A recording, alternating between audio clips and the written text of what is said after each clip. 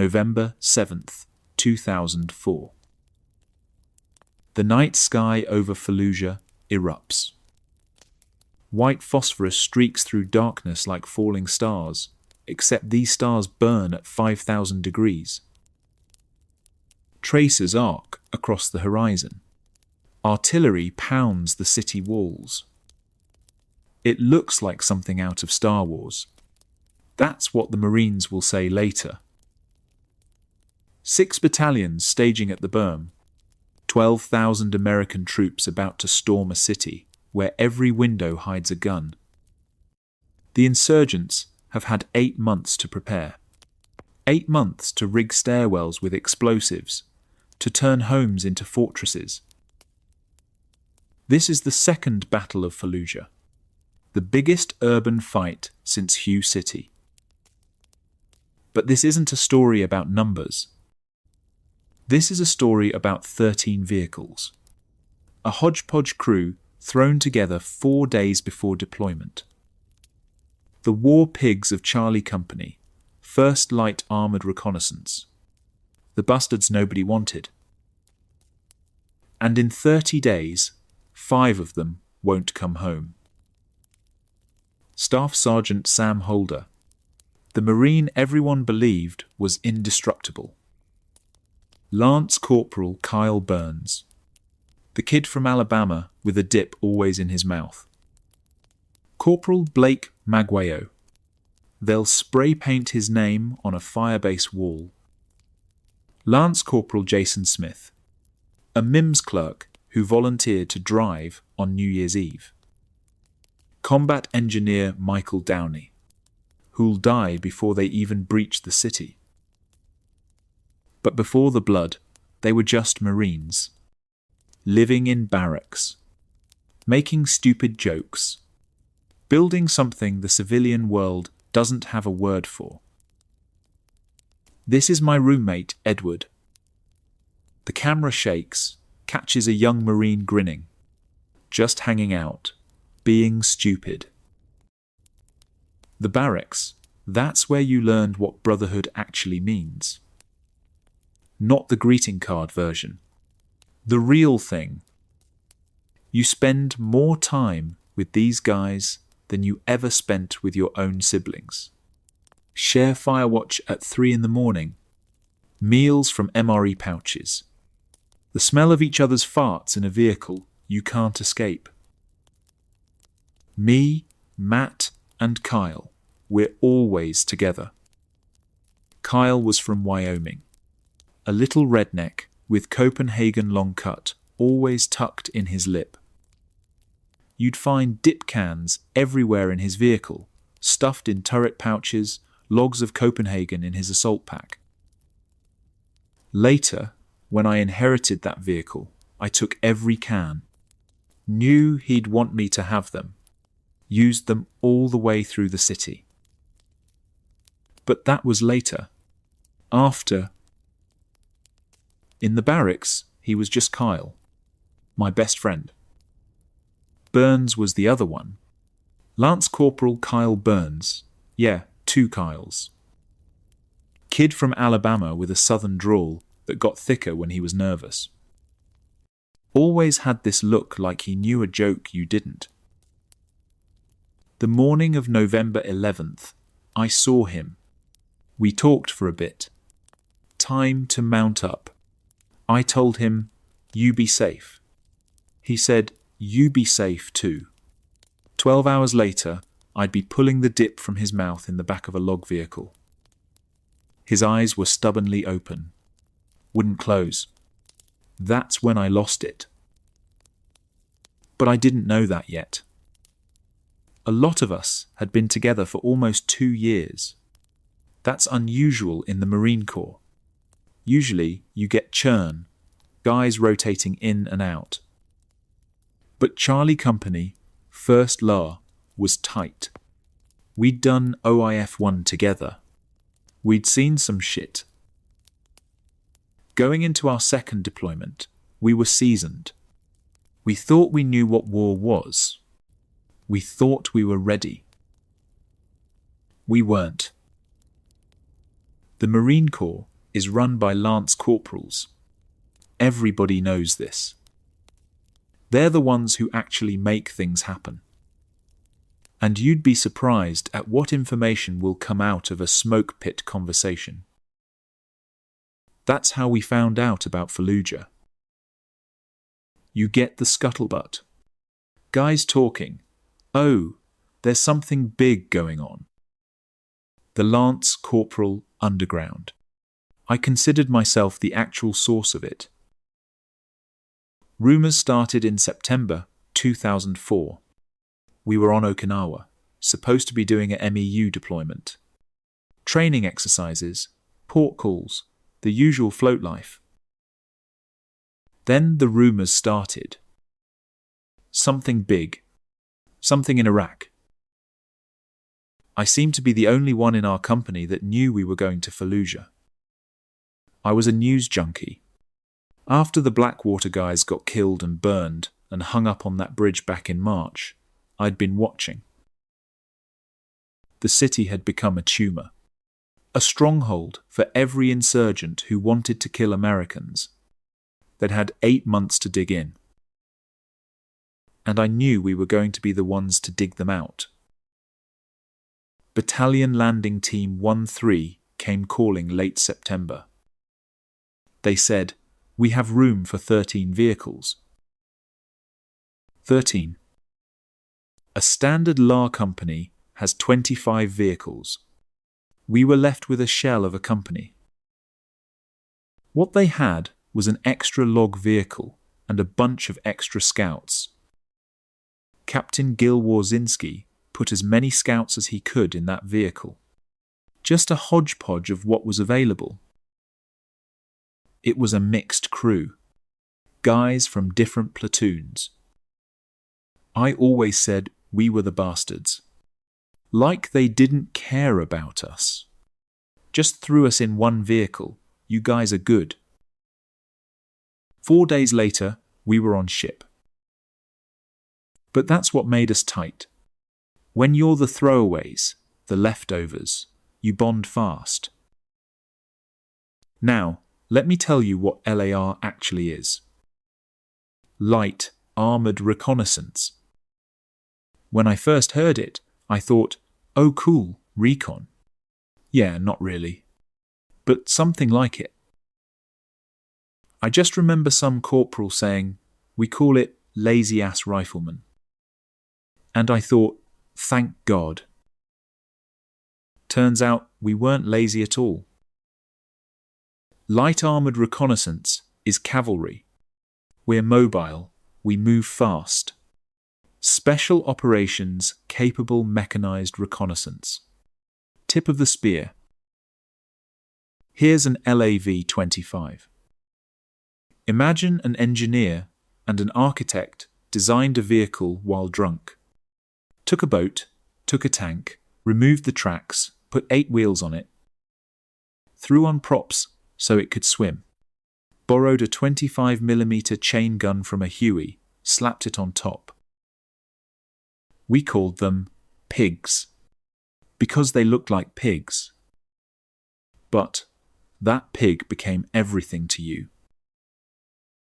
You lived in it, slept in it, ate in it, did everything in it.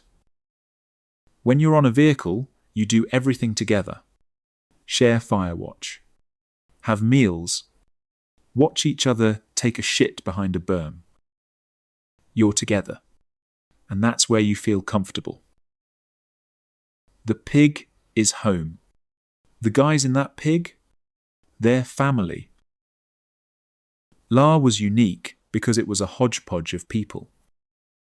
You had riflemen, assaultmen, mortarmen.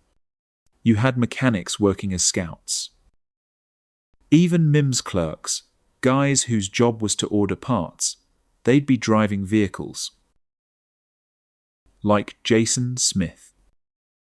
Jason was a MIMS clerk, not infantry. But he volunteered to drive. He didn't have to be out there on New Year's Eve. But he was. Because that's what you did. every Marine a rifleman. It's not just a motto. What a WARPIG is, it's our call sign. First Light Armoured Reconnaissance, Charlie Company. WARPIGS. My name's Gil Warzinski. I was the company commander of Charlie Company 1st LAR. I referred to them as the WARPIGs because they were the guys that could and would show up to anything, and Marines of Charlie Company are like every Marine unit, from all over the country. All walks of life, races, ethnicities, backgrounds. They're just a team. They're just a family. There was no shortage of valor. Absolutely no shortage. Bravery everywhere you turned. We shipped out within 4 days. 5 days steaming from Okinawa. Then Kuwait. We're sleeping in Kuwait, man. We didn't know what was happening. We thought we'd be there a while, just sitting as a reserve force. Then we started pushing north. We're all going to die. The guy on the video is joking, but there's an edge to it. Because the rumors are everywhere now. Something big is happening. We started running containment patrols around Fallujah in October, between Camp Fallujah and Abu Ghraib, just feeling it out, testing defences. We had a combat journalist attached, Scott Peterson from the Christian Science Monitor. Great warrior, that guy. And that's when we had our first casualties. We were conducting patrols outside Camp Fallujah. Next thing I knew, huge explosion. Through the vehicle. Somebody got fucked. The vehicle pitches forward. I come to, a little out of it. That was the first time any of us had gotten hit. First time feeling that shockwave. That moment where you don't know if you're alive or dead. Reality check. Then came the feints. The fake attacks. Every day we'd assault the southern side of the city.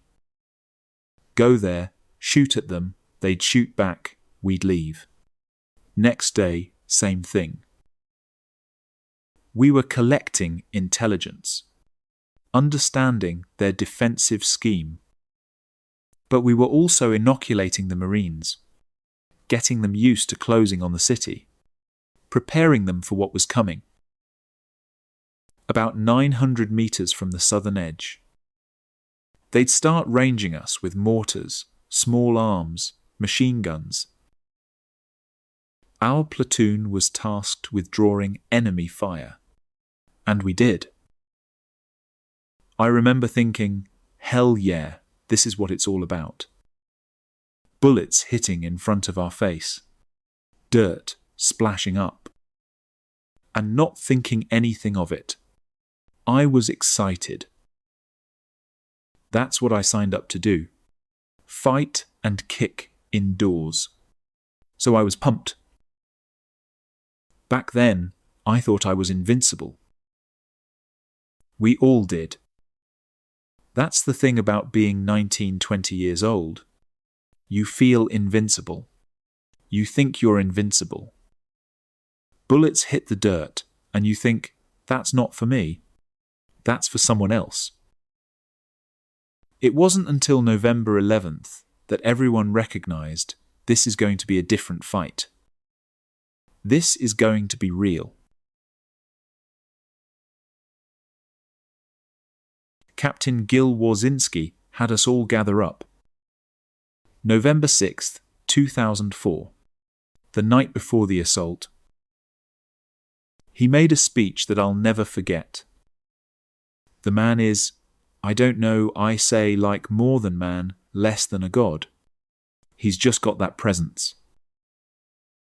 And he said, gentlemen, before we go, you guys need to make peace with your maker. You need to sort your personal affairs so that you can go in with a clear mind and conscience.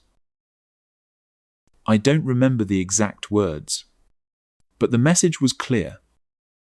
Set your fears aside. Focus on the mission. Take care of each other. Our business is combat, and there's no guarantees in combat. The probability was we were going to lose, guys. Death is part of our business.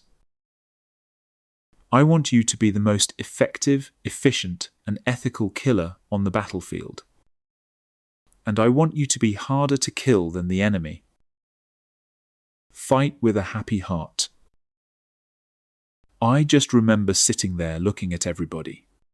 Like, oh man, this is real. Like we're getting into something big. I had accepted that I was going to die in Fallujah. I had accepted, with all they were saying, what was going to happen. I had already accepted that I wasn't going to go home. And I mean, there were some butterflies. There was some fear. It was excitement. You realize that something big is going to happen, and it's going to be ugly on all sides. So we definitely knew that this was going to be a real fight.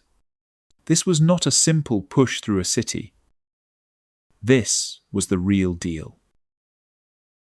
This was our generation's Hue City. Night came, the rain came, and then the white phosphorus came. It's like a scene out of Star Wars. The tracers and everything are going. Explosions, chaos, radio chatter, confusion, being shot at. In the first 24 hours, I probably had about a dozen different fire missions that we were calling in. How many munitions did I drop in the first few days? I would say a couple thousand rounds probably. And that was just me. We get up there to the breach. I was going to be the guy with the bulldozer. It was going to go up, make a breach lane through this berm just north of the city. There's a railroad, elevated railroad line outside the city, suspected to have a heavy emplacement of IEDs. We're currently sitting about 700-800 meters from the beginning of the city. We're in the northern part, and they're going to send up in a couple minutes 3 big dozers. They're going to doze down the berm, and on go the ground, everybody goes in. The bulldozer kind of goes squirrely. It's starting to do its own thing. I remember Lieutenant Mike Akey, the other platoon commander, has to get off his vehicle and chase this thing down in the middle of the night, in the middle of a firefight. Establish communications with this guy again to get him to the breach lane.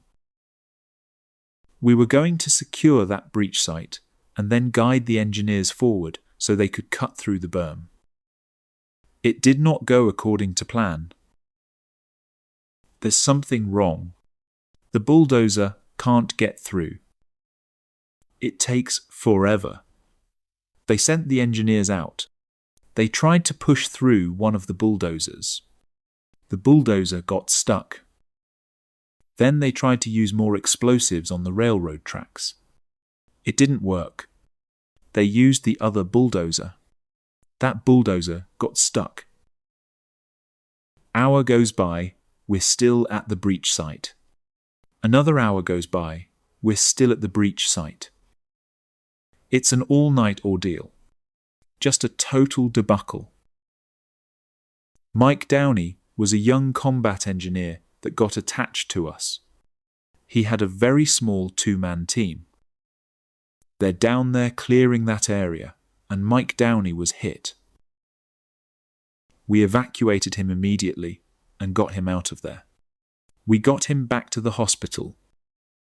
He actually got evacuated to Germany. Don't know exactly what happened, but his body just shut down on him, and he passed away. While this is going on, my scouts had pushed up. They're on the breach. They're securing the site. waiting for the bulldozer to get up to go through. And one of the scouts trips. He was all Rambo'd out with grenades and flashbangs all over his vest. When he jumped on the berm, he hooked a pin to the flashbang. I'm looking, and I'm watching this whole thing happen through my NVGs. I see him roll on his back and frantically start grabbing at his chest. Was too late. The flashbang goes off right on him, and it takes off part of his fingers. All right, we haven't even got into the city, and now I'm dealing with this. Tanks were getting hit with mortars. There was just a lot of confusion, a lot of indirect fire. We could tell from the looks of it that we were in for a hell of a fight. From there, it was just chaos. And I remember vividly it not being until like daylight the next day, like we're finally in the city. Fallujah is a small town. It's 5 kilometers by 3.5 kilometers. Very concentrated, dense. Pushing into the city, just pushing in front of the vehicle. And it was just like that eerie empty, like dead city for the most part. I mean, just no life. You just hear these big eruptions of gunfire, and then it'd be quiet. You're just sitting there, and you kind of catch something out of the corner of your eye. It was real quiet. It was eerie. We're driving down, and there's like dead dudes on the side of the road. Buildings burnt out, on fire. Vehicles on fire. And we're kind of just going down, it's just really quiet. Like mourning. The first dead body that I saw, I'll always remember. Laying on the road. There was about 6 or 7 insurgents. From the waist down they were just missing. And all their intestines were out. It was the first real dead body that I had seen. And so I was like, wow, man, like, this is real. It was a scary time.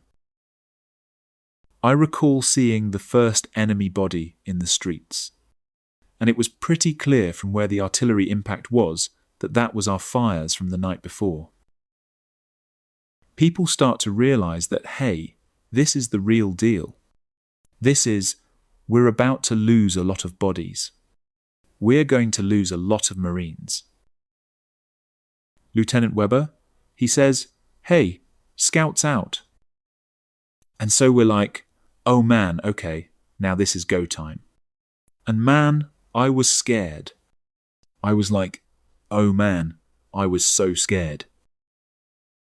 I look over and I see this guy in like tracksuits, like the black Adidas pants and a white t-shirt and sandals. He pops out and he lifts his arms and he squats down. He's got an RPG and he shoots this thing. And it goes right over my head. This RPG goes ripping by, and then the 25mm going off, and all of a sudden we're in it. And that was close. So I open up on them and I just start spraying. It was a little hectic. The very first initial push into the city, I can remember hearing the rounds hitting our side of our vehicle. I have a video of Doc Blanc's down, and he's on the radio. And I said I want to get up, and I want to look at it. I want to look. And he's like, no, Doc. Yeah, no. Fuck, are you taking fire? These guys are. Are you taking fire? No, let me get up. Let me get up. You can't get up. Super quiet, and then all of a sudden, dude, it just went off. This RPG comes flying by my vehicle. And it was like, whoa. And Fish is in the back, and Maguayo's in the back. And they were shooting the SAW on the sides of the vehicle. And it went flying by, and it went directly into Motor's vehicle. We took a rocket to the front of the vehicle. And I just remember the explosion, a ton of smoke. And then just knowing that we had to get out of that spot so we could evaluate what had gone on. Ply, his knees had taken a bunch of shrapnel. And then I had taken some in my hand, my head. And luckily, there was an army support vehicle there with a bunch of medics, and they patched us up. I think by the end of the first day, we found a house that was in our battalion sector. We set it up as a company CP, and we started running combat patrols towards the end of the day. They started playing this chant over the speakers in all the mosques. The chant said something like, "Pick up arms and kill Americans in the name of Allah," or some shit. And it was really eerie. And it had some horses and gunshots. We're 24 hours in, not even. Reality was setting in real quick. Like, oh, this is way different than anything we'd been in. First few days, we were tired, continuously fatigued already, but kind of exciting in a sense. It was incredibly like a high tempo. Like definitely the first 24, 36 hours, I don't think anybody slept. You're so tired, you're hallucinating. You've got to come up with a rest plan. You've got to do something. I remember we had pushed in. We had occupied this house. We see this big kind of a mansion-looking thing with this big brick wall. And we're like, hey, let's park this thing in the living room. Pull the vehicle into the house, get it out of the street. We don't want to park it on the side of the street, come out the next morning, and the rims are gone. Had occupied this thing. Guys are taking their turns, taking like 2 or 3 hour naps, just trying to get something in. At night, it would be like we'd go out and go on these little security patrols. And then you get into like sporadic gunfights. We dispersed into the city and we would clear a house and we'd take a foothold. And then just sit there. And then that would kind of be our base of operations. And then we would go out and start clearing houses. After we would establish ourselves, we would have blocks of homes to clear throughout a day. And once we got started clearing our blocks, these houses were so close together. So we were able to clear, we would clear up to one structure and then go rooftop to rooftop with our expandable ladders. It's obviously safer and easier to go and clear top down. If you clear the building from the top down, they always feel like they can run out the front door. They're less inclined to fight as hard. They'll just flee. But what they don't know is that there's an LAV at the end of that street. And they're going to run out the street and get mowed down. And so that was the tactic. These homes, everybody would kind of make a joke that these were like mud huts. These were small structures. These were well-built, established, poured concrete homes. They were like indestructible. Most of the houses had these centre stairwells that were just meat grinder death traps. Day to day, every day seemed like the same day. Groundhog's Day, over and over again. Just clearing houses. They all kind of blend together. In these house-to-house, street-to-street fighting, it was like pot shots. You get sprayed and then you're like, where the heck did that come from? I don't see him. I don't see... You see the shots don't come. Or you see a guy pop up and shoot at you, and then he's gone. And oh man, it feels like you're fighting ghosts. It felt like you were fighting ghosts. I mean, it was tough, because they were very, very patient. And there was a lot of times you'd get shot at and not even have a clue where it's coming from. So you you always had to be on your toes. They definitely had some formal training from someone somewhere. They knew what they were doing, and what they needed to do, and they were entrenched, man. They knew what they were there for. Everything was group effort. If you shot, we all shot. We were killing by groups. Nightly rest and daily rest was just whenever you could. If we had a second that you could just sit down and sleep, you would.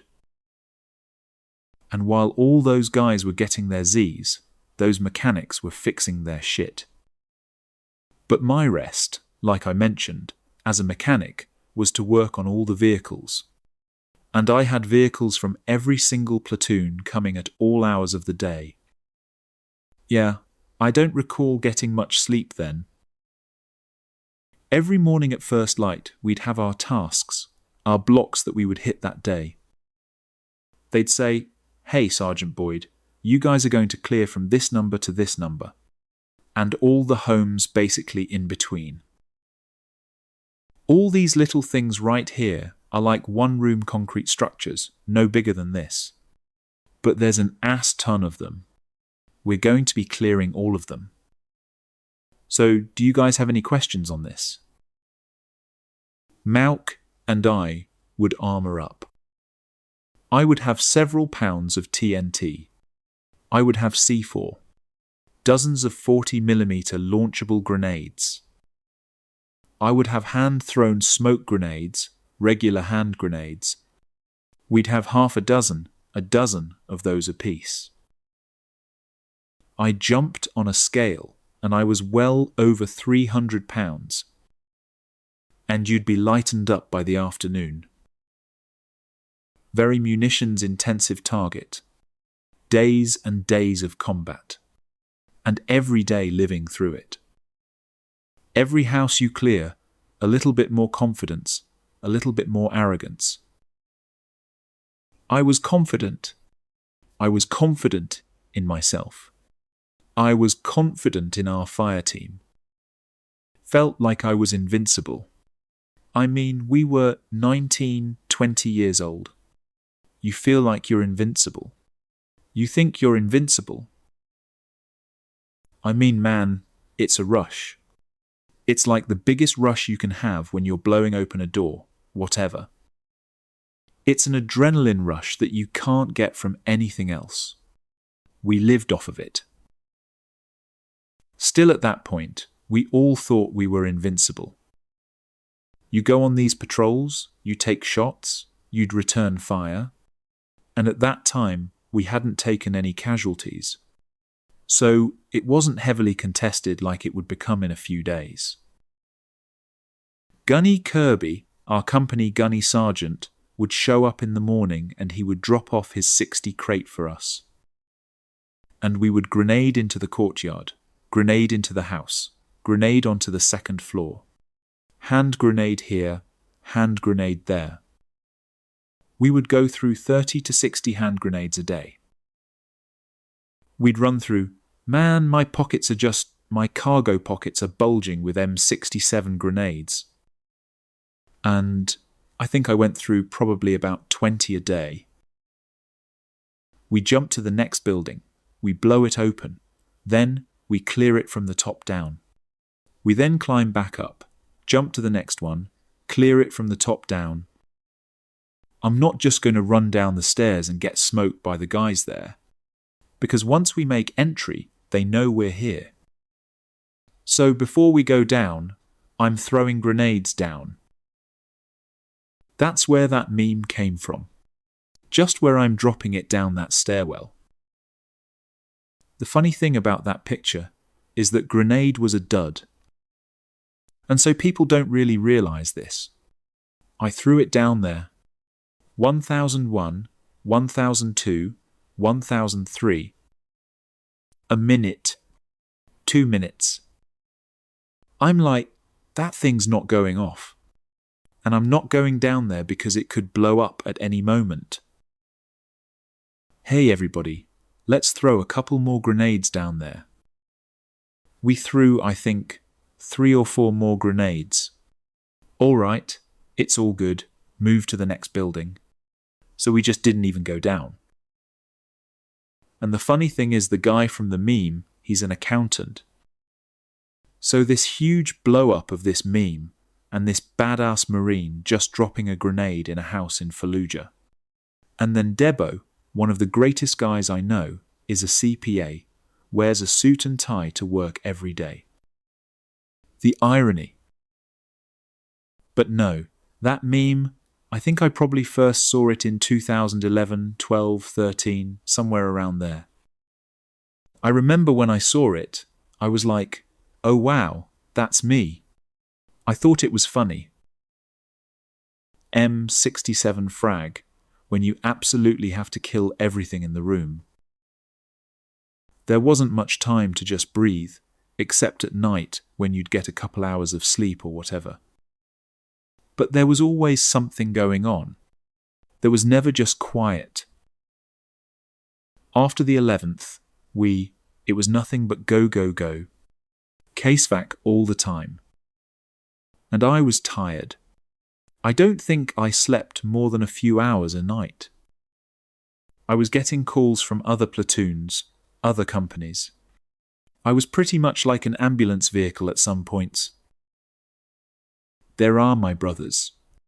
We did everything together. I wanted to take care of them. Doing my job duties as a vehicle commander for that Casevac platform was just, hey bud, someone's hit. I need you to get from where you're at to this grid. Pick him up. Get him to Bravo Surgical. I was an ambulance man. That's what we did. Was that a fulfilling job for you? Oh man. A job? Not a job, man. Duty. A responsibility. I think that's when it really hit me what we were doing out there, and that people really were not coming home. Fucking worst job you could ever probably do, man. If you want to call it a job, that's the word you want to use. Absolutely. I don't wish that on anybody. On our flank, 1st Battalion 8th Marines was there, and I tasked Lieutenant Webber to go make contact with our adjacent unit. And we're not talking like long distance. Like this is a very small city. So he's literally just driving down the street to his neighbour's house to go link up with 1-8. Mission of the 11th, November 11th, Bravo Company, 1st Battalion, 8th Marines, was like literally the unit next to us. So we were to tie into their left flank and kind of just provide cover for them as they went into their assault. We're just a supporting effort. The morning of November 11th, we woke up from probably one of our first good days' rest. And one of the first people I saw was Burns. So then, we talked for a little bit. It was time for us to mount up, and I told him I was like, you be safe. And he was like, you be safe too. And we mounted our vehicles. We're kind of observing and looking down these long city streets, and just watching 1-8 goes across the street. And you see all these insurgents like blocks away start to maneuver, trying to counter their assault. So I'm like, all right, well we can't, that's why we're here. We can't let this happen. So we start shooting. I think even Ward was quoted over the radio saying like, smoke last cigarette boys heading into Indian country. We all knew from that point as we were cruising down, like we're about to go get into it. We're shooting. It's enough to kind of slow them down, but we're definitely not deterring them. They're continuing to maneuver forces to counter 1-8. It seemed like they were trying to lure some of us in, but they were constantly shooting at people, so something had to be done. We ended up going down the street. Our vehicle actually got hit with an RPG. It went through our tyre, and I was sitting inside the vehicle. And the whole thing, you just hear loud, boom. All right, this one's real. Again. All right, so we go there, quiet. We get there, just absolutely quiet. We got the call for scouts out. So we hopped out. My directive from Weber was to take the scout team and check for improvised explosive devices or anything out of the ordinary. We come across a pile of 155 shells, and I halted the fire team because we spotted a pile of like 155 shells. And I was like, oh, this is it. So I signaled back to Lieutenant Weber, and gunfire just erupted from everywhere. I mean every direction. Everything just kicked off, and it was just gunfire from everywhere. Oh, hell kind of broke loose. A lot of small arms and machine gun fire from weapons and rooftops and things like that. And it was chaos. All the vehicles started engaging. Main guns, Cokes, 240s. What I could pick up from the radio is somewhere between 10 and 20 enemy fighters had emerged in this small street complex. We're kind of stacked up on this corner, trying to cover off this corner as we're watching the lavs next to us being ambushed. And meanwhile, we're just getting hit from everywhere. Everywhere. It was 360. This goes on for a while. They're not dumb. And they would have like these blankets and towels hanging from the windows. And all of a sudden, you'd see it was like you'd see a ghost move. By the time you try to acquire a target to lay some effective rounds down, they'd be gone. And all of a sudden, another one would open up. And you're just like, holy shit, dude. Meanwhile, we're getting blasted from the other side. It was a hornet's nest. You don't know who's actually shooting at you, and then you get shot at from different angles. You got rounds hitting your feet all around. It was absolutely insane. So, we're kind of stuck on this wall, but we're just getting hammered. So we're just shooting everywhere we can. They started saying, "Hey, we're taking heavy fire. We need reinforcements." Steps holder said, "Hey, we're going to start pulling forward." We get a call. First platoon's been engaged. We're going to back him up. This guy runs out in the middle of the street with an RPG. Nathan's vehicle swung that 25mm and put a 3-round burst in the guy's face. And I was just sitting here wondering, who runs out in the middle of the street like that?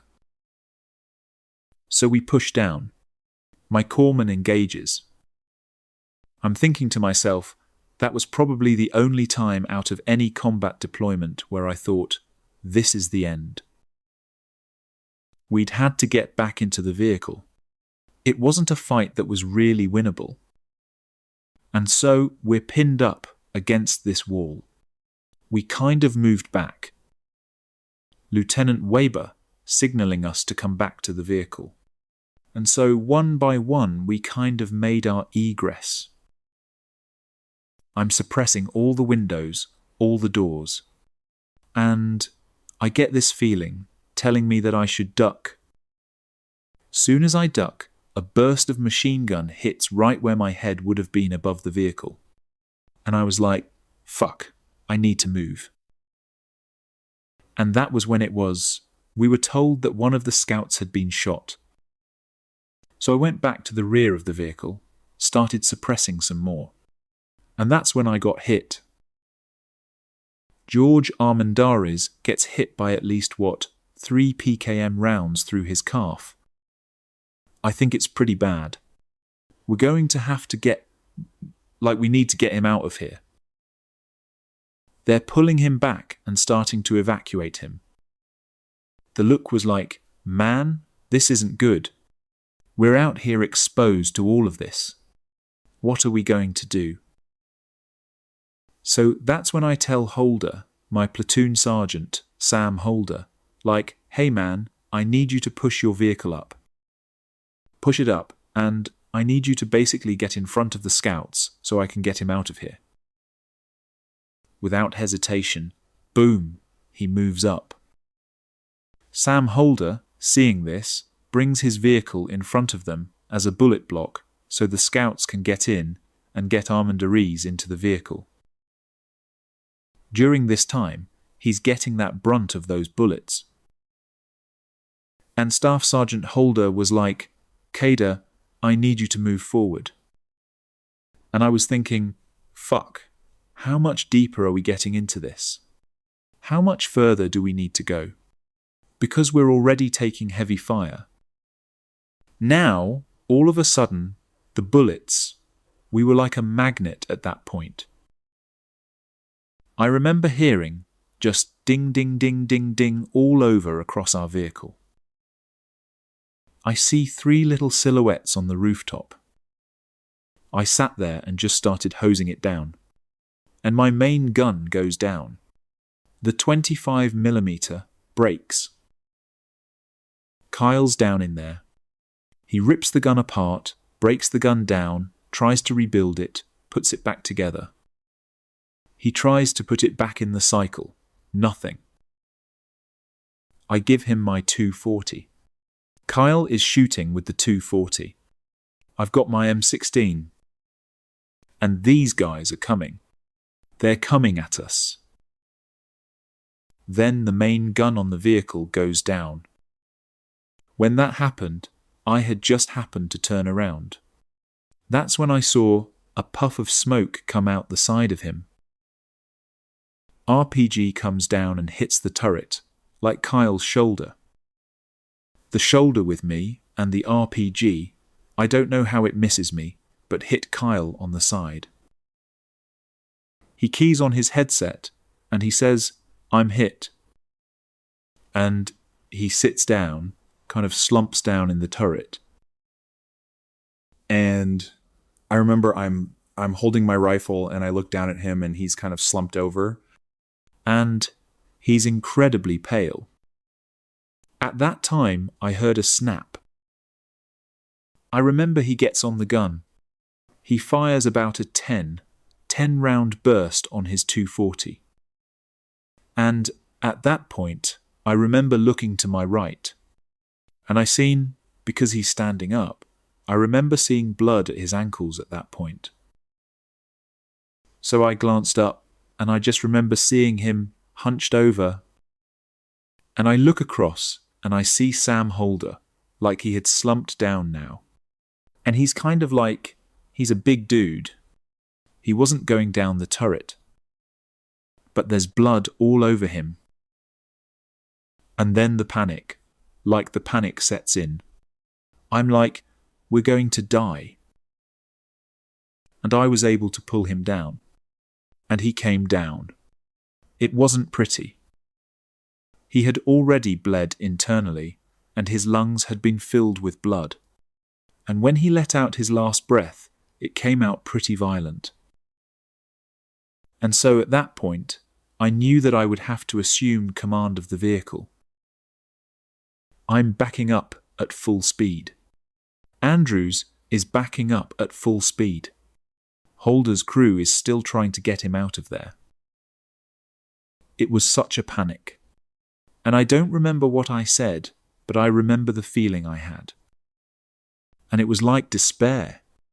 Like I had done something catastrophic. And I wasn't getting out of this. And I remember panicking, and I don't remember exactly what he said.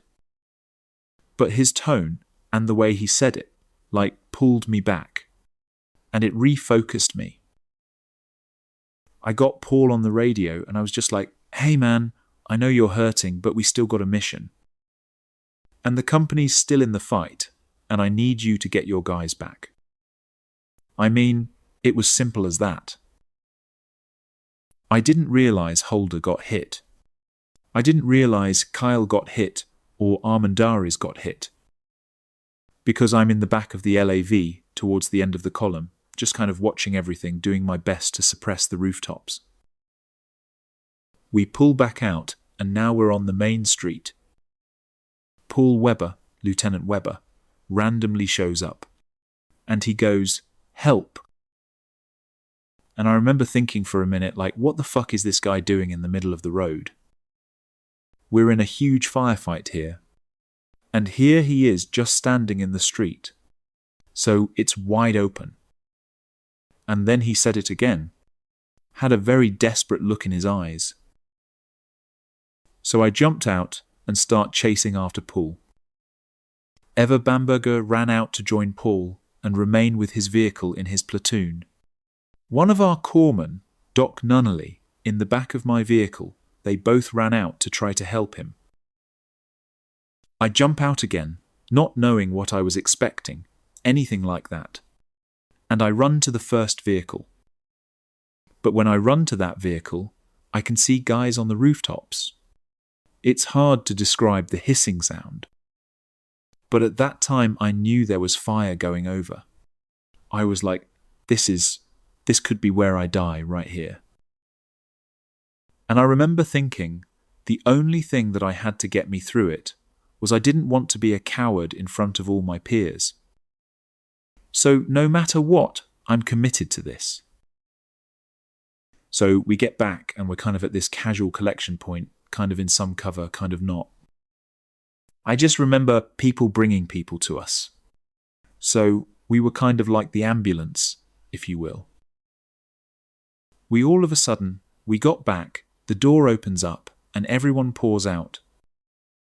That's when Armendariz actually got off of his stretcher and grabbed a saw and jumped out and started laying down fire with the saw, it was pretty epic. So all the corpsmen were there. They were trying to help me. I was in a rage. They put me in the log. From what I remember, I got out because nobody was covering the vehicles. Nobody was suppressing fire or anything like that. They were just focusing on getting burns out of the vehicle. I remember seeing George jump out of the back of a vehicle. Trousers were all stripped, cut. They had cut him to wrap him up. He went and got another security position. Couldn't even tell he'd been shot. I roll up, and they were getting Kyle out of the back of the LAV at this point. And we get him laid out on the ground. Still had a dip in the upper lip of his mouth. I started doing an assessment, and I got down to the side of his flak, and there was an RPG sticking out of him. And I'm shouting at him. I'm trying to slap him in the face. "Kyle, come on, man." And getting no response back. And I remember seeing rounds popping off the dirt. Like Burns and I were being shot at. I was like, holy shit, like there's an RPG in him that hasn't gone off. He pulls the RPG out of the side, out of Kyle's side, man. And it's washed. Like, just blood and fluid, and stuff just pours out. And Doc was working on him the best he could. Because I remember running by Kyle and patting him on the face and just telling him, "Hey man, it's going to be all right." So I got back in the log. At that time, they were bringing Burns to the log. I picked him up and I brought him into the vehicle. And I looked at him. I could just tell by his face he was gone. And he had a dip in his mouth, just like Burns would have. They load Kyle into the vehicle. They got George back there now. We can't get Sam out of his lav because he's too big. We can't get him out. So that whole vehicle has to leave and go, just go back to Bravo Surgical at Camp Fallujah. I remember the army. They ended up having tanks and whatever vehicles that were there lined up behind us. They ended up pushing forward, taking our spots. And you could just hear the rounds going off. Boom. And Cameron just said, "Punch it." We took off and we started heading out, like basically miles an hour. Nick was working up Armandaris, and I had a couple moments with Burns. I pulled a dip out of his mouth. And then Nunley came over the radio and just says, "Hey, you can slow down." We had heard on the radio that a medevac that was needed. As we're travelling back out into the city, I see Adam in the turret of his vehicle. But I know that Adam is not the VC. He's the gunner. Like there's a reason that he's not up in the turret. That was the longest ride that I've ever taken. Well, I remember as we were going down Michigan and we were trying to get to Camp Fallujah, I was calling in the Casevac on the radio. I just remember Pitcher looking at me, and I don't know whether he signalled like that or whether he was trying to shout at me or something. But Burns was gone. And I think I started downgrading his casualty on the radio. Deceased Marines are routine casualties. They no longer urgently need assistance. It was a horrible feeling. It's bad when someone's getting called in as an urgent surgical and then they lower the priority. That's how you know they passed away. We just got out of this situation, it went from normal day to just absolute chaos and hell. And I remember we're driving into Bravo Surgical, getting into Camp Fallujah. And there's people playing volleyball. And we're passing people just going on in their normal lives. We were only 5 minutes away. It was just mind-blowing. We got back to Bravo Surgical and we got Armandaris out. We got Burns out. But then this is also on the recording too. I had blood all over me. I got blood on, not all. I got blood on my pants. And I never want to go through a day like that again. But going right back out there, and I remember glancing over and I saw a stretcher. I knew it was in Staff Sergeant Holder. And I remember just seeing an arm fall over. And I was like, oh man. There's some pictures Scott Peterson took. There's one of me, like there's blood all over my hands. They had to clean out my vehicle because it was full of Kyle's blood. It was full of blood. Like full. It was like a puddle. And I couldn't go back in that vehicle right then. I couldn't do it. The gallons of water that looked just like chum coming from the bottom. We were literally covered from head to toe in blood. The people at Bravo Surgical were phenomenal. They got us these brand new camis. And they said, hey, if you'd like to, now you can go view the bodies. And I remember seeing Burns and Staff Sergeant Holder laying side by side. That was rough. Burns's eyes were stubbornly open. That's when I just lost it. I just broke down. And Captain Albert came out. And he said, hey, you don't have to if you don't want to. But we still need you in the fight. He says, it's still going on. Do you want to go? I said, sir, this is what I signed up for. And without hesitation, I remember going in there, getting back into the vehicle and taken off. They dropped the wounded and dead off, and they went back out to the city. And I had to stay back there at Bravo Surgical. I didn't know what the fuck to do. I was by myself. I'm walking out of Bravo Surgical with a brand new blouse, no name tapes, no cover, no rifle. And I just happened to run across a first sergeant, chopping it up with a couple females. And he devil dogs me. Like, "Hey, devil dog, where's your cover at? Where's your rifle?" I told him, I apologize for my appearance. All my gear's back with my unit in the city. I just got shot. 2 of my buddies just got killed. My apologies. He didn't say shit after that. Nobody said anything. And I just walked off.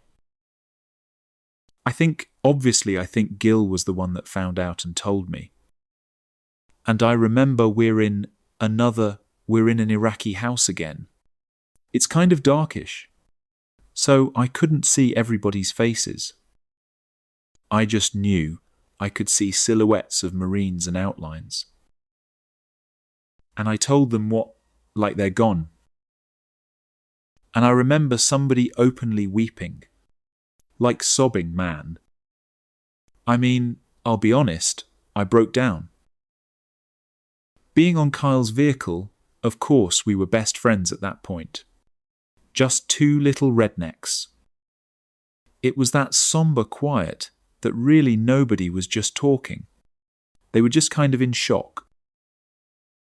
In that moment, that period, it was like we're playing for keeps. Like we might not make it home. It was a somber mood, but I think the mood was more of anger. Gil pulled us all in the house and had a conversation and said, "You know, there's a time to mourn. It's not right now. We got a job to do. It's finishing." Had my moment and I dried it up. And then that was it. And then I took a nap. And then I was back up on watch that night. Some point. And then it was just another day. Kyle, kid from Wyoming. Getting to know Kyle, we'd done the workup together. Road marches together. We're in the turret all the time. But you spend time getting to know this guy and their habits and what they do. And like he would constantly have a dip in, like there were dip cans, Copenhagen long cut, everywhere. Squirreled about in that vehicle. He had logs of Copenhagen in his pack. And I knew he'd want me to have it. So I took every can I could. It got me all the way through the city. But yeah, he loved it.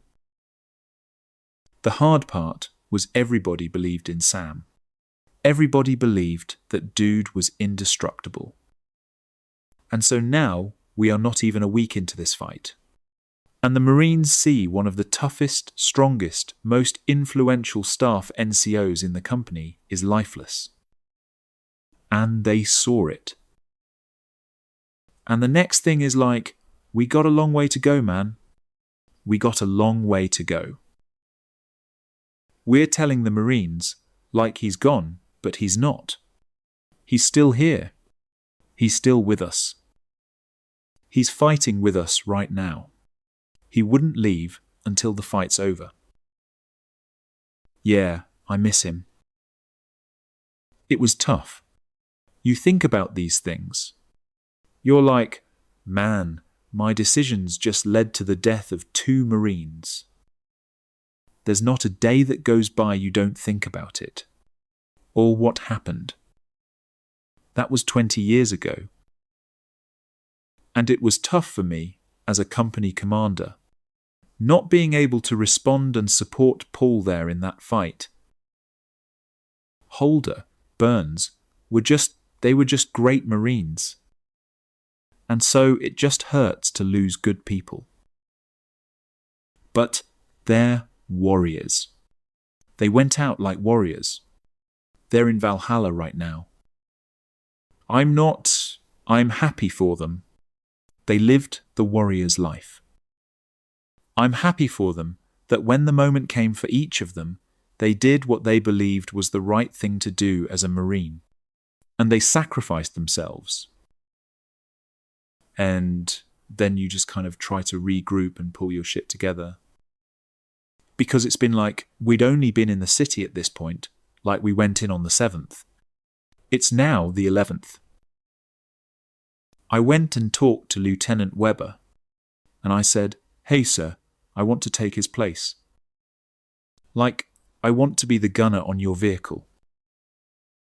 It was hard to jump in with that crew. Everyone was angry. And so I knew coming in, like, okay, this is going to be tough. But what made matters worse was I went out to the vehicle and had to wash out most of Kyle's blood. I broke down, like it was one of the hardest things I've ever had to do. Like I knew where I was sitting, like he was there. That's where he took his last. Lieutenant Weber just told me, "Hey, you're going to take over Staff Sergeant Holder's vehicle. And you've ever been around a significant amount of blood, even when you clean it, there still is a smell." This was our first experience ever seeing a brother die. And I think for all of us, it made us very, very aggressive. No one was sad when we would get into a fight, and no one was looking to avoid putting the hurt on terrorists.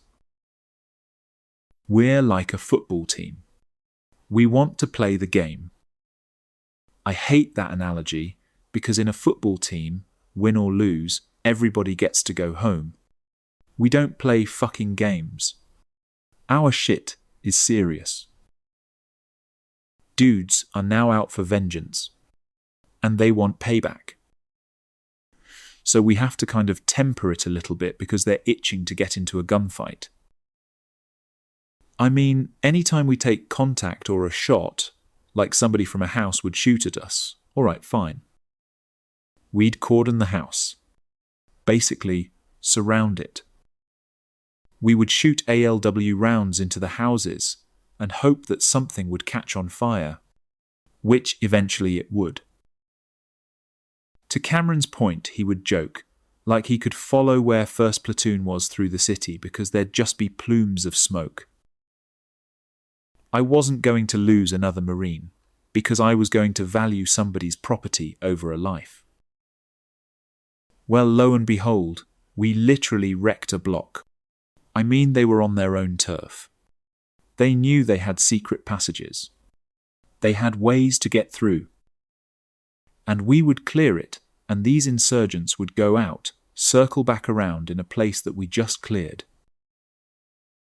And so, during this time, I was like, man, let's pile stuff up and set it on fire.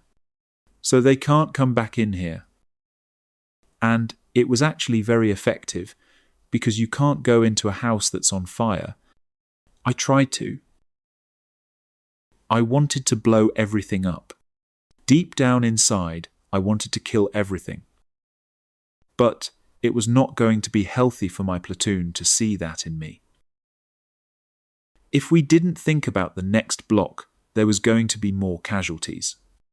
There was going to be more loss. Let's go to the next chapter. As hard as that is. We will mourn when we have time to mourn. Now we're going to kill. We're going to do our job. We were doing a lot of patrols. I mean, I spent so much time in the turret just driving around. It felt like I was just driving around in circles for just days and days and days. I mean, we got in gunfights 2, 3, 4 times a day. Every day for a long time. It was pretty constant for 30 days. As their numbers dwindled, instead of fighting ghosts, they were barricading themselves into homes. And it was just a sit-in waiting game. So they were waiting for people to enter that home and to come upstairs. Gil said, "Hey, I want to break open all these doors and see what's going on in here." I don't know if it was Fish or one of the boys had popped a lock with some lock cutters. and RPK fire came right out of the door. Turns out they had locked themselves in there, just waiting for that. And I remember seeing Fish just run. And then I told Dinger to just keep shooting. I said, shoot every door behind Fish as he's running. And that's how close we were. And I remember Fish looking at us like, oh my God. It was wild. I mean, who's going to think you're going to get locked into a building or a garage door, tack, and your only mission is to wait for Marines to come and pop it? I mean, that's the kind of evil we were dealing with. Having that constant alert, I would say it does wear on you. It does. The more people we lost and the more thin we got in the ranks, we definitely lost efficiency and effectiveness. And I think people got a little punch drunk. Taking risk is what you do. And I think sometimes people get a little numb to the risk. I think in order to operate in that environment, you really have to realize, like you're dead already. Like, if you want to survive, you have to realize that my life is not the most important thing here. It's the lives of my buddies. And I'm willing to do whatever it takes to make sure that they're safe and they're going to make it home. In the city, there was so much going on. And when we'd lose somebody, you didn't have time to grieve or do whatever. Because if you did, your mind wasn't in the right place.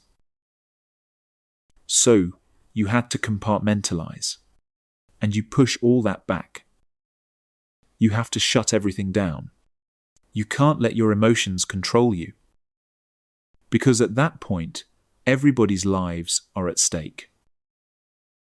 So if you're going off emotions and you're letting your emotions get the best of you, that's going to get somebody else killed. There was a sickness around that city. Whether it was bodies or it was just disgusting. And I remember trying to get some chow down one morning. And I remember seeing a dog in front of us as the sun started coming up. I continued to eat. And I was like, what in the fuck is that? And it happened to be a hand. But what really got me was the ring. That really brought things into perspective. That hand and ring belonged to some gentleman. And watching a dog eat somebody's hand, that puts your life into perspective. Like you are in a place where if you're not on it, your hand's going to end up in some dog's mouth. So, yeah, it was the most surreal thing I've ever seen. Gunny Kirby comes by in the log, checking on us, bringing us chow. And he asked me, "Did the doc clear you?" I was like, "Yes, sir. Yes, Gunny." So he's like, "I'll jump on." So I got my shit loaded up on the log and met back up with my unit. That same day, that evening, a week and a half later. It was great seeing them. We all gave each other hugs and caught up. But that day, I came back. We were engaged in another firefight. As usual. I remember waking up. We all just somehow sat up, in our sleeping bags. And we looked around at each other. And Corporal Carter says, "Hey fellas, it's Thanksgiving. Thanksgiving in Fallujah. We cleared houses all day. We come back to the house and there's a banquet." Gunny Kirby had gone back to Camp Fallujah, and he came back with a bunch of steaks and turkey and mashed potatoes and gravy and all this stuff. And Gil had everybody take a moment and remember the people we'd lost. And think about our families. I don't even remember exactly what he said. It was about reminding the guys that we are family. We are fighters. It was about appreciating the fact that you're alive. We were doing what we all signed up to do, and it was a touching moment. We were still in the city, and there were still firefights going on. We hadn't showered in 3 weeks at the time. We were dirty. We were sweaty. It was disgusting. We were all just grungy. We hadn't had any decent food. It was just all MREs. And so for them to bring us this Thanksgiving dinner, it was like a breath of fresh air. It was by far the best Thanksgiving I've ever had. It was that sigh of relief, and that moment of normalcy that we lacked. It was like home in the middle of chaos. I think the actual Thanksgiving day, me, Fish, Smack, we went out on patrol. We were clearing houses. Come across a house that had chicken and rabbit. We snatched them up. And it wasn't good. But it felt good because it was a home-cooked meal. We made it on the stove right there in one of those houses. And I'm thinking, I'm looking at these guys like I got to go back out there as soon as we're done eating. And so it was a peaceful moment. I believe the right word for it would be serenity.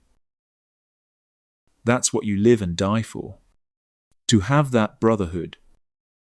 And so, to me, that was one of the best experiences I've had for Thanksgiving.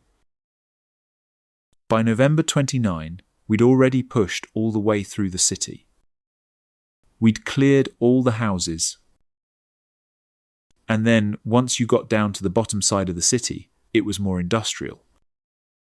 MSR Michigan was really rough industrial area. So we called it Funland because it was absolutely horrendous to go into. And we had to go into there at nights on a pretty regular basis. Me, Fish, Mac, Blake, all of us were tight. Like real close. 3rd Battalion in general, all of us were tight, man. We were good friends. We had moved into the Fallujah fire station. It was the city's fire station. We moved in and we started building it up and turning it into a patrol base. This larger structure at the tip of my finger was the firehouse. We were on the back end. We were on the downhill slide. And I mean we'd done it. We'd pushed through the city. And we thought, hey, we're here. We done did it. We made it. We made it through.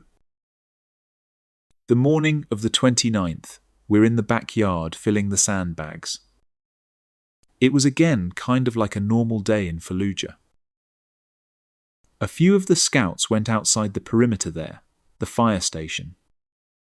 I had looked at Magueo, and I kind of was like, where are you going?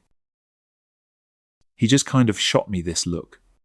Just kind of mean mugging me. Like almost to say, don't worry about it. They went around the corner.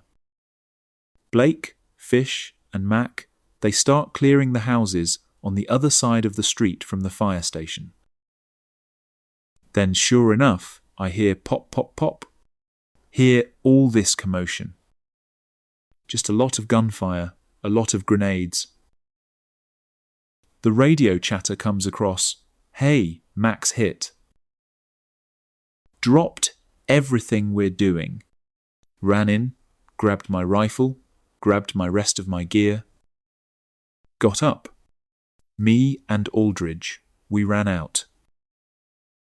I grabbed my stuff and I was like, where? Where? Just point. So we machine gun fire and some grenades. And I'm like, what? What was that? Because it was just on the other side of the wall. It was right next door. Macmillan and Fish, Chris Anderson, they come running. And they are holding their guts. The scouts are coming back. I think there's some injured. I was like, what? What is going on? I remember Mac and Fish coming around that corner holding their guts. And they had taken shrapnel to the gut. Fish and Mac go into clearing room to room to room. And Blake's looking up at the steps, making sure nobody's coming down. Fish and Mac go into the first room. They clear it. They come out. They hear AK burst.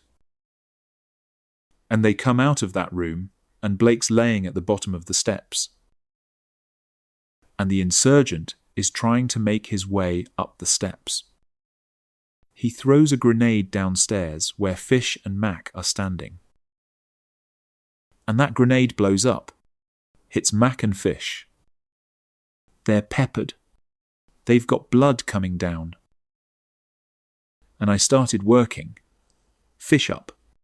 And Fish grabbed my hand. And he goes, "You have to go get Magwayo." I'm like, where? Where the fuck is Magwayo? He's like, he's in the house across the street. I'm like, what's going on? Tell me what's going on. And they're like, Blake's still in the house. And I'm like, what the fuck do you mean Blake's still in the house? Like, sir, he's still in the house. I'm like, okay, let's go get him. Tell Dinga and Garcia to fire up the vehicles. We literally jump on the vehicles as they're moving. Me and Sergeant Garcia position ourselves literally in front of the house. Very quickly, Eddie and the scouts were going to make entry into the house. And so we sent another team, pull them out of there. And then it just became this sort of ever-unfolding clusterfuck to try to get them back. Me and Aldridge kind of looked at each other, like, hey man, I'll run point. Another, they're in there, we're going to go in and get Blake. And I got in the stack. And we were waiting, trying to figure out what was going on. We turned into the courtyard. Front door was wide open. So I was like, man, we're not going through that door. So we went around. There's another door on the right side of the house. So we ran up to it, kicked in the door, went in. And I was already seeing tracers going. It was just, there was smoke everywhere. A lot of small arms fire coming down the hallway. Bam, bam, bam, hitting the walls. So I grabbed my flashbang, tossed it into the little hallway. It goes off. I take a peek. Somebody was standing upstairs, just laying constant AK-47 fire. Just machine gun. Just tearing up the downstairs. It was just a barrage of fire. I got down low. We started working our way into this next hallway. Looking up the steps, trying to see this insurgent so I can get some gunfire on him. Soon as I turned that hall, blink of an eye, bam. I'm standing up, and then I'm laying on my back, staring up. Aldridge standing over me. A pretty meaty gunshot through my left leg. And practically like a graze to my right, about 4 inches deep on the right side. I was already calling a case vac for Fish. I called in the case vac for Macmillan. And now I'm having to call in a Casevac for Eddie. Gil gets on the radio, and he tells me, take a deep breath, Dinger. You're doing fine. I literally was just on my hands and knees going. I had no idea what I was even feeling for, but I felt these other Marines coming out. And I felt a body, like they were attached to him. And I went in and I grabbed the other arm and started just dragging him out. Meanwhile, this firefight is going on over my head. Guys are shooting out the doors and stuff.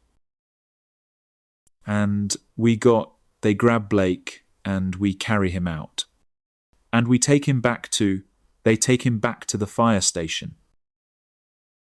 And I looked down and I saw grey matter coming out of Blake's ear. And I knew it was over. I already know Blake's gone. And then we go to prepare for evacuation. And they get him out of there. And all the stuff that they stripped off his body, all his gear, is there in a pool of blood. And I just started screaming, "Get me fucking trash bags and get me water." Now. And Marines started to come help me. And I said, "Get out of here. Keep everyone away from here." Because I didn't want them to see that. And I was just trying to wash it all away. I threw everything in trash bags. And I wanted to get it out of the sight of the Marines. Once again, it's not over. We got shit to do. By the time this was all happening, the rest of our company was catching up. The doc had came through. He was applying the tourniquet on my leg. Like, oh crap, it's reality. It's hitting. And that pretty much took me out of the fight. Made it to the base.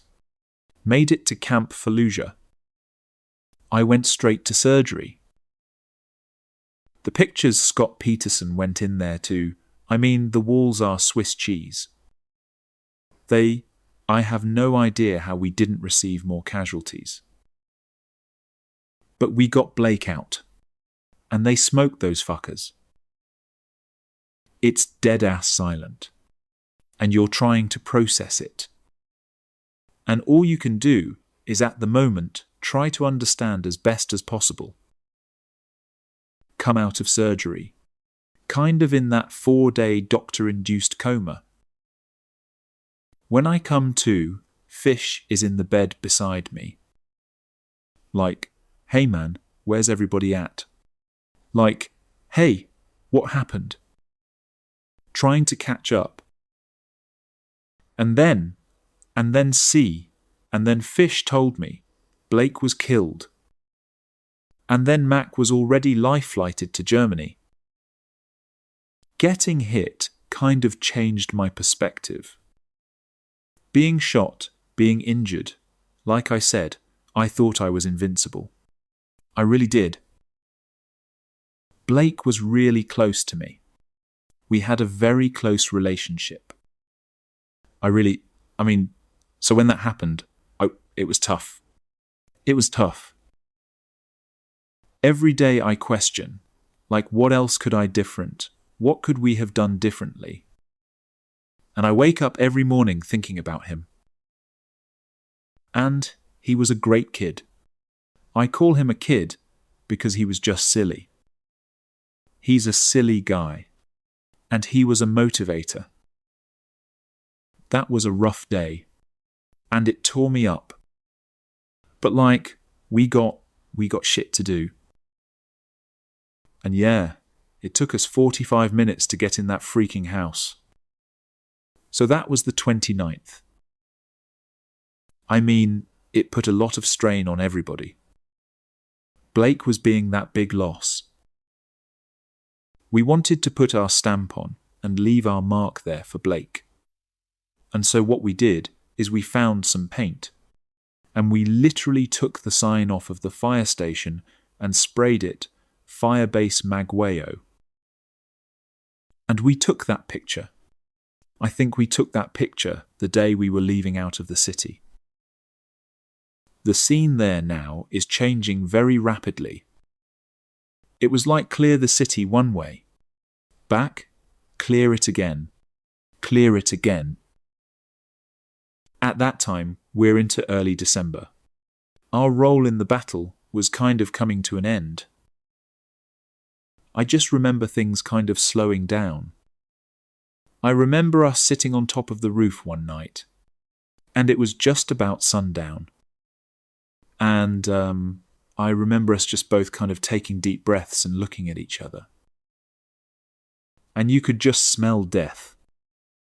I don't know how to explain it, but it was just death. And that was towards the end. And you just kind of realized what you had been through. The chaos, the havoc, the destruction of everything that just happened. We're moved out of the city. But where it really gets difficult is we're still that MSR task force. And we started running MSR security patrols out of Abu Ghraib prison. So, hitting the highway every day for another hour, we're doing MSR security for MSR Tampa, which is round trip, kind of past south of the city. December 31st. We're doing the same stuff we've been tasked to do out of Abu Ghraib. Patrol the MSR, secure it, make sure there's nothing nefarious going on the side of the roads. I remember seeing Jason. He said, "Oh, I'm going out on patrol." I said, "You are? Like, what are you doing?" "I'm driving." I'm like, "Oh, all right, man. Hey, good luck." We were supposed to actually be out on that mission. There was a miscommunication on the scheduling. I go to the vehicle, and Smith is in the vehicle. He's doing his preps and all that. Like, what are y'all doing? He's all, "It's our turn tonight." I was like, "No, man, it's our turn." He's all, "No, man, don't worry about it. We got it." I was like, "Are you sure?" He's like, "Yeah, man, I'm sure. We got it." I'm like, "All right." So, by that point, Gil had given me the dubious responsibility of being an LAV vehicle commander. So here I am. I'm a young artillery lieutenant. And I've got a section of LAV 25s. And that was just based off of the combat attrition to that point with vehicle commanders. Jason Smith was a MIMS clerk, but he was also trained as a driver.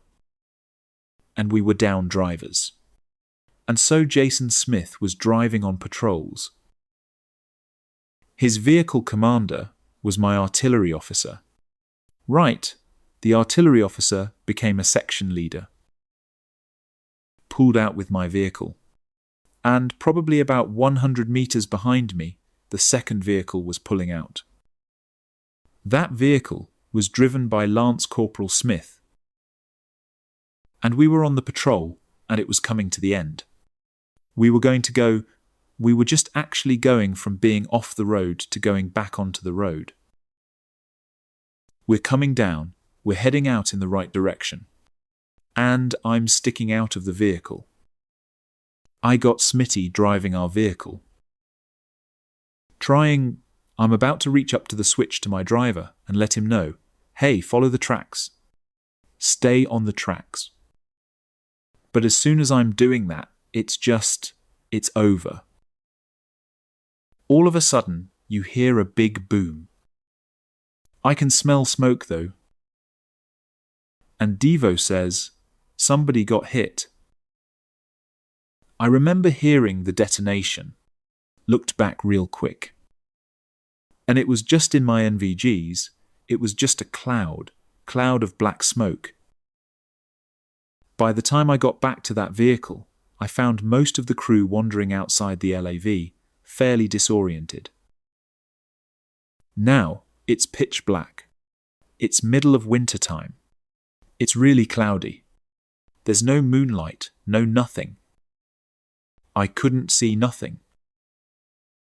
And so Devo guides us over there with a flashlight.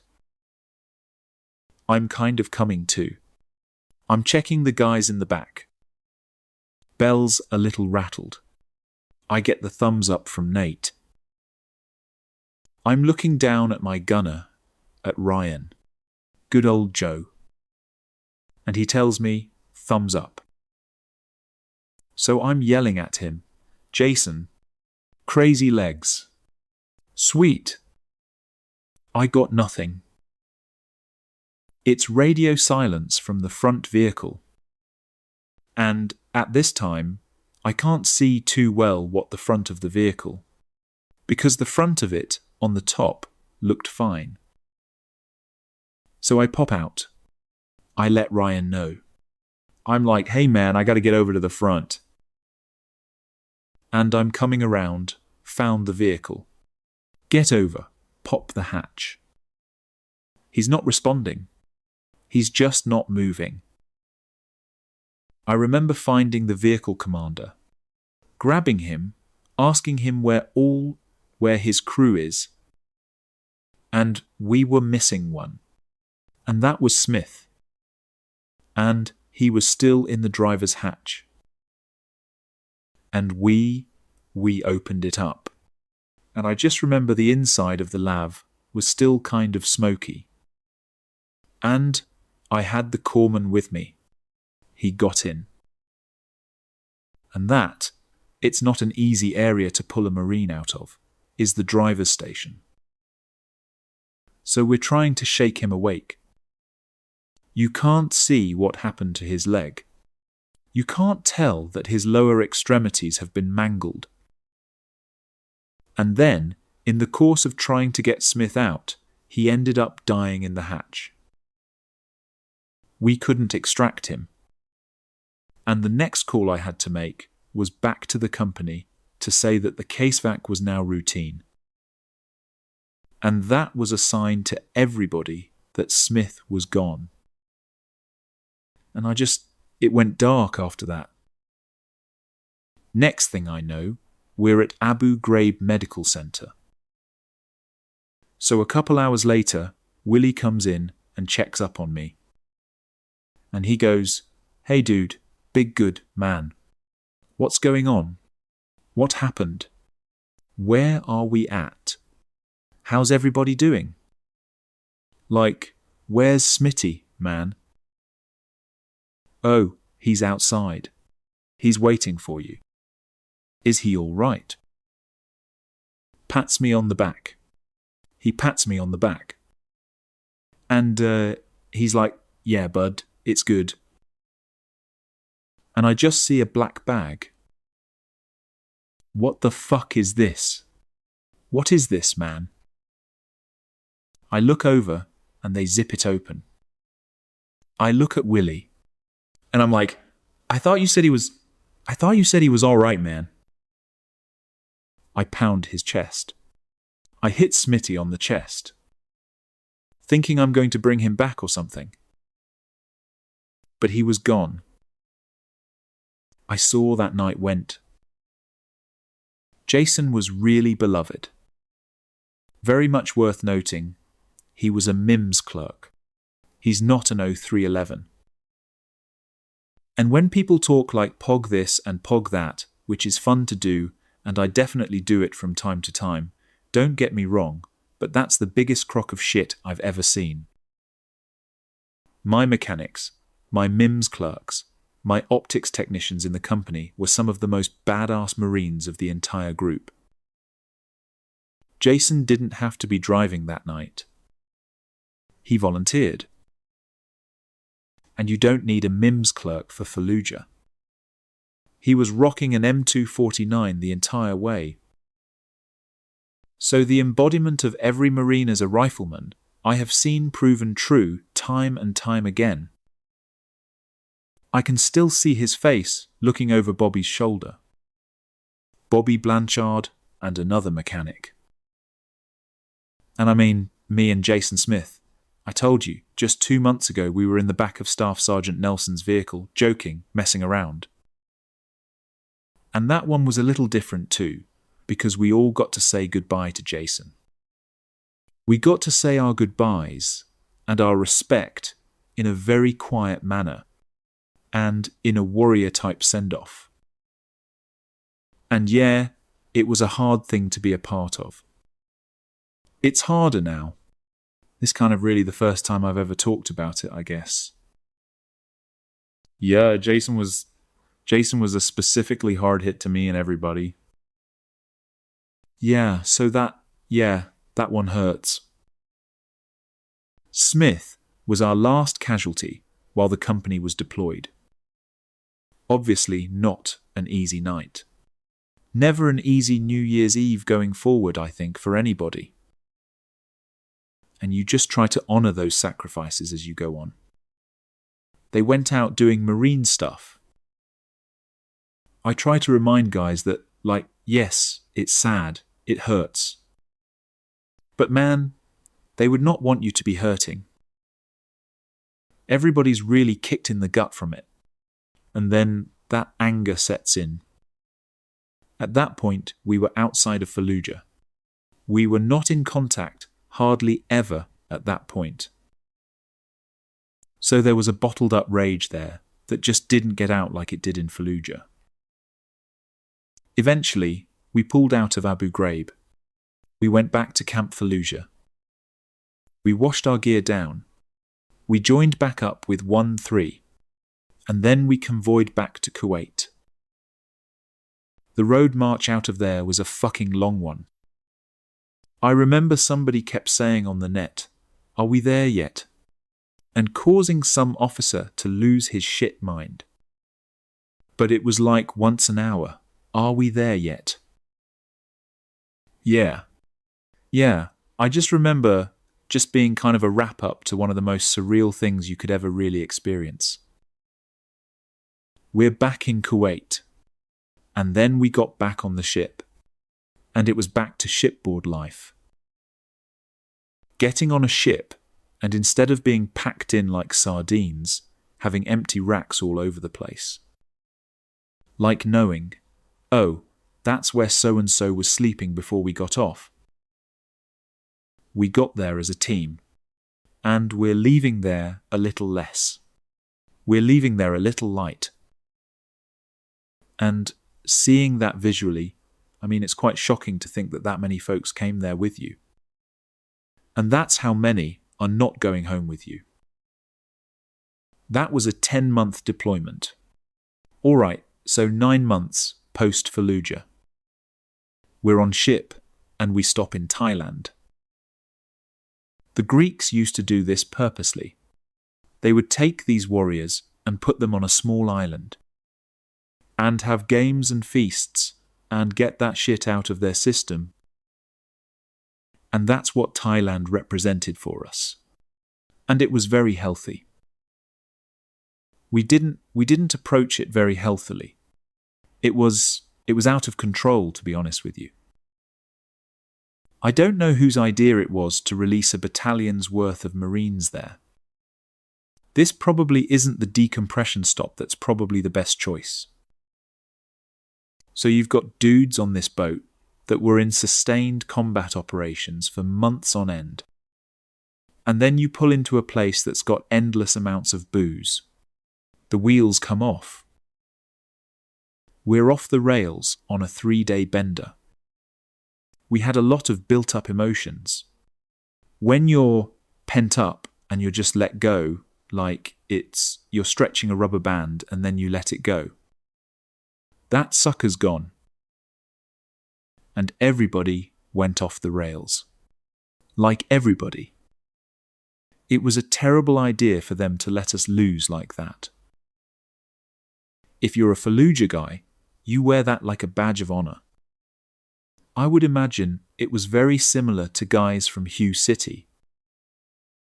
Fallujah was a life lesson that I have been spending the past 20 years digesting and trying to understand. I think without realizing it, I learned more about myself and, more importantly, the human condition in that month than I have in my entire life. It was the best and the worst of humanity, all in one setting. It made me a man. It made me the man I am today. It was the best and worst time of my life. I don't know if you could say it was some of the greatest times of my life, but some of the worst times in my life. There's a sense of pride in it, knowing that you went through something like that. But then, there's also the guilt you carry from not everybody coming home. And I don't think that's something I'll ever get rid of. Burns and I shared a pillow the night before. I love that kid like a younger brother to me. I took the back of Burns's flak, and where we had our names, I cut off his name tag. I kept that name tag. And after I got back, I ended up becoming a pilot. Everywhere I went, when I went to work, I always carried my camis, right on the left side, next to my heart. Well, yeah, 20 years later, I asked myself the question, what was it worth? I think it was total 51 people that died. What did their blood purchase? And I struggle with that, because the answer is, it's unfortunate. Fallujah is an experience that has shaped who I am, for sure, but has not defined who I am. Fallujah itself isn't necessarily what I remember or look back on, but it's the people I was with. Fallujah is not something I run from or try to avoid the memories of, but it's overshadowed by the love I have for the men I fought with. Kyle was my hero. He saved our lives because he didn't have to pop up. He could have stayed down in his turret and been just fine. But he popped up. He saved a lot of us that day. And once my son was born, the very first call we made was to Joe and Barb, Kyle's parents. And I asked him again if they would be okay if I named my son after theirs. So that was just a big, big moment. That meant a lot. That his legacy is carried on by my son. And my son knows. And he is so proud of that. My name is Kyle Farr Barker. It makes me feel honored to have his name, the one that saved my dad and many others. We got several that have gotten special forces. We've got guys that are lawyers, CPAs, businessmen, own their own companies, teachers. Some guys are just working guys, families. And that's very rewarding to see, that they're like all Marines before us. Like they come home and they become Mr., Mrs. America and regular citizens. And they carry this weight, and they carry these special memories. They know they're different. Not everybody understands what they've been through, and that has its own impact on them. But life is good, man, and they still look after each other. And that's the amazing thing. They're still family. Where the hell have you been? My God, long time. Has been a long time. This is a lot different from the text. Yeah. This is where we lived. Why are they locking them up? Look at the blast shields they got on the turret now. It's crazy. All this is crazy. I just had my retirement ceremony Friday, yet 2 days ago. This certifies that Colonel Gilbert D. Warzinski, having served faithfully and honorably, was retired from the United States Marine Corps. Watching Gil sit there and retire after 39 years. To see the amount of impact that he had on so many lives, and for them to fly across country to meet up one more time. It was an amazing feeling. To be able to get together after all these years and see somebody, and it's almost like you never miss a beat with them. feels good to see, guys. And, I mean, like I say, 20 years. It feels like you just seen him yesterday. There's a brotherhood there that, well, never, that I don't think can be broken. But there's nothing like the Marine Corps, 100%. And there's nothing like the experience that we had. To be a part of that, to have the opportunity to experience that with this group of guys, to know that you're a part of that history, to know that they're with you for the rest of your life in your heart. Wouldn't change it for anything. When you go through those experiences, it just builds a relationship that it's almost hard to explain. I mean, Kyle was my hero. He saved our lives. Because he didn't have to pop up. He could have stayed down in his turret and been just fine. But he popped up. He saved a lot of us that day. And once my son was born, the very first call we made was to Joe and Barb, Kyle's parents. And I asked him again if they would be okay if I name my son after theirs. So that was just a big, big, big moment. That meant a lot. That his legacy is carried on by my son. And my son knows. And he is so proud of that. My name is Kyle Farr Barker. It makes me feel honored to have his name. The one that saved my dad and many others. So yeah. We got guys several that have gotten special forces. We've got guys that are lawyers, CPAs, businessmen, own their own companies, teachers. Some guys are just working guys, families. And that's very rewarding, to see that they're like all Marines before us. Come home, become Mr., Mrs. America, regular citizens. They carry this weight. They carry these special memories. They know they're different.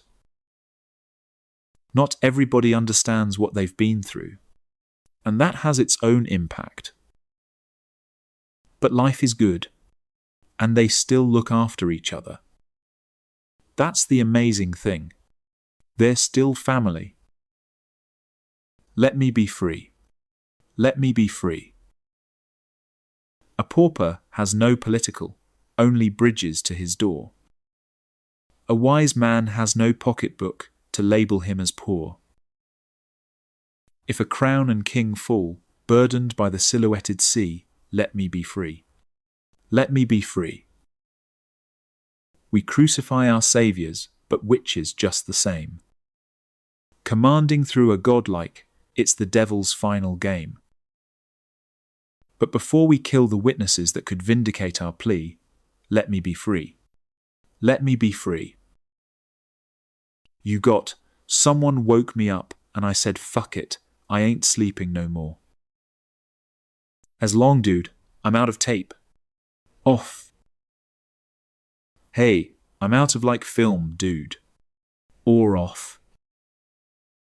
When the silence breaks the barrier that held the tide in place, the chimes of freedom crack the clouds that gazed upon her face. If a bolt of lightning trickles down and brings to bended knee, let me be free. Let me be free. This is the story of 13 vehicles. A hodgepodge crew thrown together 4 days before deployment. The WARPIGS of Charlie Company, First Light Armoured Reconnaissance. The bastards nobody wanted. Marines of Charlie Company are like every Marine unit, man.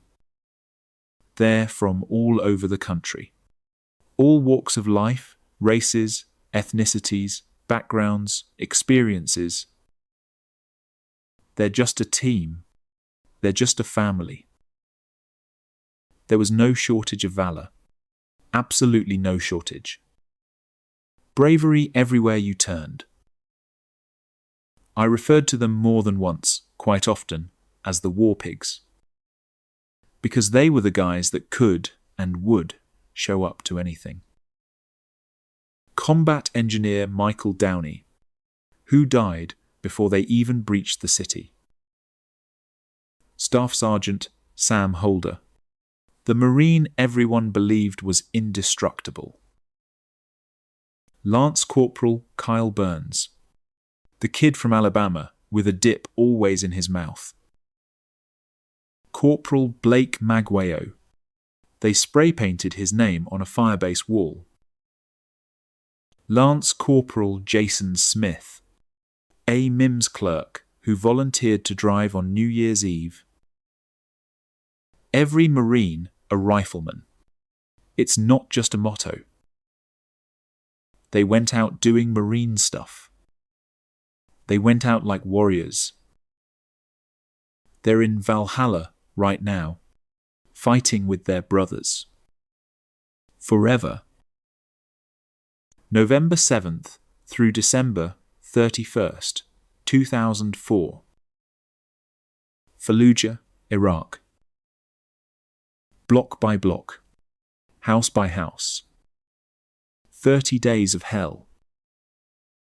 This was their story. The untold story of Charlie Company, 1st Light Armored Reconnaissance. The WARPIGS who answered the call.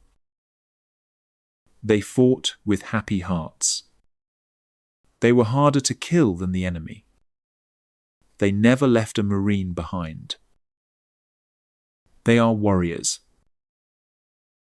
And their story will never be forgotten. Let me be free. Let me be free. Let me be free.